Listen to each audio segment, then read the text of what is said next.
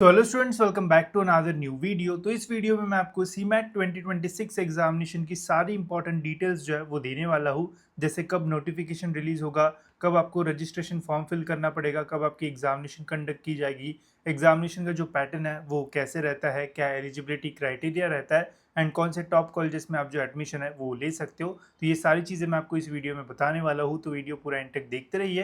And अगर आप इस चैनल पे न्यू हो तो गाइस सब्सक्राइब जरूर से कर लीजिए ताकि आपको टाइम पे एग्जामिनेशन से रिलेटेड जो अपडेट्स है वो मिलते रहे। तो चलिए दोस्तों, जानते हैं सीमेट एग्जामिनेशन के बारे में डिटेल में। तो सबसे पहला क्वेश्चन यही आता है कि सीमेट का एग्जाम अगर हम देते हैं तो हम कौन से कोर्स में जो एडमिशन है वो ले सकते हैं। तो सीमेट के स्कोर के बेसिस पे आप मेनली MBA MMS में जो एडमिशन है वो ले सकते हो। वही अगर आपको PGDM करना है कोई टॉप कॉलेज से तो आप सीमेट के स्कोर पे एक बढ़िया कॉलेज जो है वो निकाल सकते हो। फिर और भी जो मैनेजमेंट रिलेटेड कोर्सेज होते हैं, जैसे एग्जीक्यूटिव MBA हो गया या फिर PGDM sector wise MBA programs हो गए, तो जो भी मैनेजमेंट से रिलेटेड कोर्सेज होते हैं वहाँ पे अगर आपको एडमिशन लेना है तो आप सीमेट के स्कोर के बेसिस पे जो है वो ले सकते हो। देन अगर एग्जामिनेशन के एलिजिबिलिटी क्राइटेरिया की अगर बात की जाए तो एलिजिबिलिटी क्राइटेरिया जो है वो बहुत ही सिंपल है। आपका जो बैचलर्स डिग्री है वो कंप्लीट होना चाहिए, मतलब आपका अंडर ग्रेजुएशन एक तो कंप्लीट होना चाहिए, या फिर जिस भी साल की आप एग्जामिनेशन दे रहे हो उस साल अगर आप अपने फाइनल ईयर में हो तो भी आप सीमेट का एग्जामिनेशन जो है वो दे सकते हो। फॉर एग्जाम्पल सपोज करो कि अभी आप जो है वो इंजीनियरिंग कर रहे हो एंड इंजीनियरिंग के फाइनल ईयर में हो एंड आप सीमेट 2026 एग्जामिनेशन जो है वो टारगेट कर रहे हो, तो इस कंडीशन में आप सीमेट एग्जामिनेशन के लिए जो है वो एलिजिबल रहोगे। वही अभी अगर आप इंजीनियरिंग के थर्ड ईयर में हो एंड फोर्थ ईयर आपका होने का ही है तो फिर आप जो है वो एलिजिबल नहीं रहोगे, ठीक है। वही अगर आपका इंजीनियरिंग पहले ही कंप्लीट हो चुका है एक साल पहले, या फिर आपने BSc कर रखा है, आप जॉब कर रहे हो, तो आप भी जो है वो सीमेट एग्जामिनेशन के लिए जो है वो एलिजिबल रहोगे। एक तो आपका अंडर ग्रेजुएशन कंप्लीट होना चाहिए या फिर आप फाइनल ईयर में जो है वो रहना चाहिए, तो आप सीमेट 2026 के लिए जो है वो एलिजिबल रहोगे। Candidate must be citizen of India, आप इंडिया के सिटीजन रहना चाहिए तभी आप इस एग्जामिनेशन को जो है वो दे पाओगे। इसके अलावा यहाँ पे कोई भी जो एज की रिस्ट्रिक्शन है वो नहीं है। आपका एज 20 हो, 25 हो, 30 हो, 35 हो, कोई भी एज में आप सीमेट का जो एग्जामिनेशन है वो दे सकते हो। तो सिंपल सा एलिजिबिलिटी क्राइटेरिया है। एग्जामिनेशन डिटेल्स की अगर बात की जाए गई तो यहाँ पे मैंने सेक्शन वाइज कितने क्वेश्चन कितने मार्क्स के लिए पूछे जाते हैं सब कुछ डाल रखा है। तो यहाँ पे टोटल जो है वो 5 सेक्शंस हमें जो है वो देखने को मिलते हैं, जिसमें सबसे पहला होता है कंटेंट डेटा इंटरप्रिटेशन। 20 क्वेश्चंस इसके रहते हैं एंड हर एक क्वेश्चन का अगर आप राइट आंसर देते हो तो 4 मार्क्स यहाँ पे आपको जो है वो मिलते हैं। तो 20 क्वेश्चन का जो वेटेज है वो है यहाँ पे 80 मार्क्स। देन लॉजिकल रीजनिंग के भी 20 क्वेश्चन होते हैं। देन लैंग्वेज कंप्रहेंशन के 20 क्वेश्चन, जनरल अवेयरनेस के 20 question and innovation and entrepreneurship के 20 क्वेश्चन। तो टोटल आपके पेपर में जो है वो 100 क्वेश्चन जो है वो रहेंगे एंड टोटल पेपर का जो वेटेज है वो रहता है 400 मार्क्स का। तो 400 सुनने में ज़्यादा लगता है बट ओवरऑल जो है वो आपको 100 क्वेश्चन ही जो है वो सॉल्व करना है। एग्ज़ाम सॉल्व करने के लिए यहाँ पे आपको 3 आवर्स का जो टाइम है वो मिलता है, मतलब 180 मिनट्स आपको यहाँ पे मिलेंगे। 4 marks for right answer. Negative marking यहाँ पे हमें जो है वो 25% की मिलती है, मतलब अगर एक क्वेश्चन अगर आप रॉन्ग देते हो तो आपको -1 यहाँ पे आपको जो है वो मिलेगा। तो ये जो है वो थोड़ा डेंजरस आपके लिए जो है वो हो सकता है। तो थोड़ा स्ट्रैटेजिकली आपको जो पेपर है वो सॉल्व करना पड़ेगा।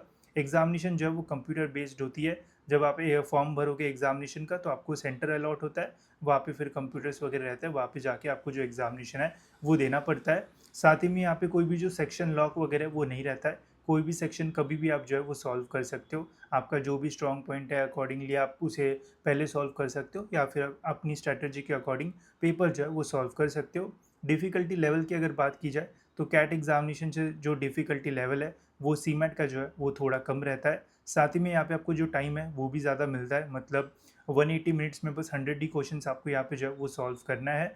तो अगर आप बढ़िया प्रिपरेशन करते हो, 2-3 सेक्शन भी अगर आप एकदम परफेक्टली कर जाते हो तो आपको एक अच्छा स्कोर जो है वो मिलने के चांसेस जो है वो रह सकते हैं इस एग्जामिनेशन में। तो ऐसा है पूरा एग्जामिनेशन का पैटर्न इस सीमैट का 2026 का।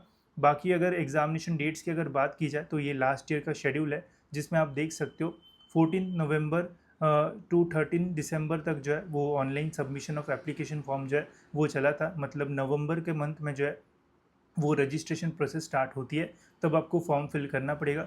जो स्टूडेंट्स फॉर्म भरते हैं वही स्टूडेंट जो है वो एग्ज़ाम के लिए एलिजिबल रहते हैं।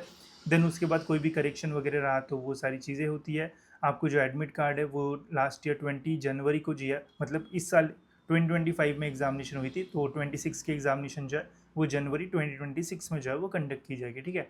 डेट ऑफ एग्जामिनेशन जो है वो थी 25 जनवरी 2025, ठीक है। तो ऐसा पूरा शेड्यूल था। इस साल के शेड्यूल की अगर बात की जाए तो इस साल भी एक्सपेक्टेड है कि जो नोटिफिकेशन है वो 10 से 12 नवंबर 2025 को जो है वो रिलीज़ हो जाएगा, जिसमें बताया जाता है कि कब से रजिस्ट्रेशन प्रोसेस जो है वो स्टार्ट होगी। 14 नवंबर के आसपास हमारा जो रजिस्ट्रेशन है वो स्टार्ट हो जाएगा। दिसंबर के लास्ट वीक तक आपको रजिस्ट्रेशन करने का जो टाइम है वो मिलेगा। वैसे मैं आपको अपडेट कर दूंगा एंड कैसे आपको रजिस्ट्रेशन करना है वो भी आपको डिटेल में स्टेप बाय स्टेप जो है वो समझा दूंगा। एडमिट कार्ड इस साल भी जो है वो जनवरी के सेकेंड या फिर थर्ड वीक में आने का एक्सपेक्टेड जो है वो लग रहा है। एग्जामिनेशन का जो सेंटर है वो आपको यहाँ पे थोड़ा जो है वो डिफरेंट मिल सकता है। अब ये नेशनल लेवल एग्जामिनेशन है, तो जो भी मेन सिटीज़ है वहाँ पे हमें जो सेंटर है वो देखने को मिलता है। तो जब भी आप रजिस्ट्रेशन फॉर्म भरोगे तो सेंटर जो है वो सही से चूज़ करना, नहीं तो काफ़ी सारे स्टूडेंट्स को बहुत दूर दूर जो सेंटर्स है वो मिलते हैं एग्जामिनेशन के लिए। इस साल भी जो एग्जामिनेशन है वो 24 या फिर 25 जनवरी 2026 को कंडक्ट होने के मैक्सिमम जो चांसेस है वो लग रहे हैं। अभी तक ऑफिशियल नोटिफिकेशन रिलीज़ नहीं हुआ है। जैसे रिलीज़ हो जाएगा तो आपको टाइम पे मेरे चैनल पे जो अपडेट है वो मिल जाएगा। जो आपका आंसर की है वो एंड ऑफ जनवरी को रिलीज़ हो जाएगा एंड जो रिजल्ट है वो मिड फरवरी में जो है वो रिलीज़ हो सकता है। ऐसे एक्सपेक्टेड डेट्स है एंड ऐसे ही शेड्यूल रहने के इस साल भी जो है वो चांसेस लग रहे हैं। जैसे ही अपडेट आता है वैसे आपको टाइम पे अपडेट जो है वो मिल जाएगा। अब एडमिशन की अगर बात की जाएगा इस तो सीमेट का जो स्कोर है वो काफ़ी सारे कॉलेजेस में जो है वो एक्सेप्ट किया जाता है। बस आप सीमेट से जो है वो आईआईएम्स में जो एडमिशन है वो नहीं ले सकते हो, ठीक है। इसके अलावा बहुत सारे बढ़िया बढ़िया कॉलेजेस में आपको एडमिशन मिल जाता है। जो भी एआईसीटी अप्रूव्ड है, यूनिवर्सिटी डिपार्टमेंट कॉलेजेस है या फिर एफिलेटेड कॉलेजेस है, ये सारे कॉलेजेस में आपको एडमिशन जो है वो मिल जाएगा। टॉप कॉलेजेस की अगर बात की जाएगी तो जेबीआई में से एक बहुत अच्छा कॉलेज है जो वहाँ पे सीमेट का जो स्कोर है वो एक्सेप्ट किया जाता है। एंड इस कॉलेज का जो एवरेज पैकेज है वो 25 to 30 एलपीए के आसपास जो है वो हमें देखने को मिलता है। बट कट ऑफ जो है वो ज़्यादा रहेगा, आपको यहाँ पे फिर 99 परसेंटाइल या फिर ऊपर उसके ऊपर जो है वो रहना पड़ेगा। एंड अगर आप सीमेट से जेबीआईएमएस के लिए अप्लाई करते हो तो आप ऑल इंडिया कोटा से जो है वो फिर अप्लाई करोगे, तो वहाँ पे सीट जो है वो कम होती है, तो स्कोर आपका अच्छा रहेगा, तो ही फिर वहाँ पे आपको जो सीट है वो मिलने के चांसेस रहेंगे। अब जेबीआईएमएस के अलावा सिमसरी एक अच्छा ऑप्शन है। अब ये जो महाराष्ट्र के एमबीए के कॉलेजेस है, एमएमएस के कॉलेजेस है, यहाँ पे एडमिशन लेने के लिए आप सीमेट के स्कोर्स के थ्रू अप्लाई तो कर सकते हो, बट आपका एडमिशन जो है वो सीईटी की काउंसलिंग के थ्रू जो है वो होता है। तो महाराष्ट्र में एमबीए या फिर एमएमएस के एडमिशन के लिए महाराष्ट्र सीईटी नाम की एक एग्जामिनेशन जो है वो कंडक्ट की जाती है। तो ये एग्जामिनेशन भी आप जो है वो दे सकते हो। इस एग्जामिनेशन के बेसिस पे भी आप जेबीआईएमएस या फिर अच्छे अच्छे कॉलेजेस को टारगेट कर सकते हो। साथ ही में सीईटी की जब एडमिशन काउंसलिंग स्टार्ट होती है तो वहाँ पे आपको पूछा जाता है कि आपको सीईटी एग्जामिनेशन के अलावा और कौन से एग्जामिनेशन के स्कोर के बेसिस पे जो है वो अप्लाई करना है। तो अगर आपने सीईटी नहीं भी दी होगी तो भी आप सीमेट के स्कोर के थ्रू भी जो है वो अप्लाई कर सकते हो। वही अगर आप सीईटी भी दी है एंड सीमेट भी दिया है तो आप सीईटी के स्कोर पे भी अप्लाई कर सकते हो एंड सीमेट के स्कोर के थ्रू भी अप्लाई कर सकते हो। जो भी स्कोर आपका बेस्ट होगा उसके बेसिस पे आपको जो कॉलेज है वो अलॉट होता है। बाकी सीईटी की जितनी भी एमबीए की काउंसलिंग होती है वह मैं पूरी कवर करता हूँ। महाराष्ट्र में आपको मेरे वीडियोज़ जो है वो टॉप पे मिल जाएंगे, कभी भी आप सर्च कर सकते हो, आपको पूरा पता चल जाएगा कि जो भी जेबीआई में सिडनम, वेलिंगकर, पुम्बा जैसे कॉलेजेस है वहाँ पे कैसे आपका जो एडमिशन है वो होता है। तो अभी आपका एक ही टारगेट होना चाहिए, एग्ज़ाम देना। बाकी एडमिशन प्रोसेस जो है वो मैं आपके लिए सॉर्ट आउट कर दूंगा, तो उसका टेंशन मत लो। फिर पुम्बा एक कॉलेज है, एक भी अच्छा ऑप्शन है। वेलिंगकर एक अच्छा ऑप्शन है, वेलिंगकर का मुंबई बैंगलोर ऑप्शन है। फिर ग्रेट लेक्स है, फिर आईएमटी नागपुर है, एग्जाई एसएस है।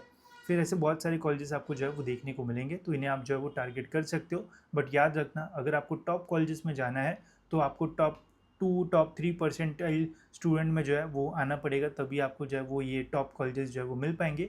अदरवाइज़ अगर आपको 90 to 95 परसेंटाइल आता है सीमेट में तो आपको जो है वो थोड़े एवरेज कॉलेज जो है वो मिलने के चांसेस जो है वो रहेंगे।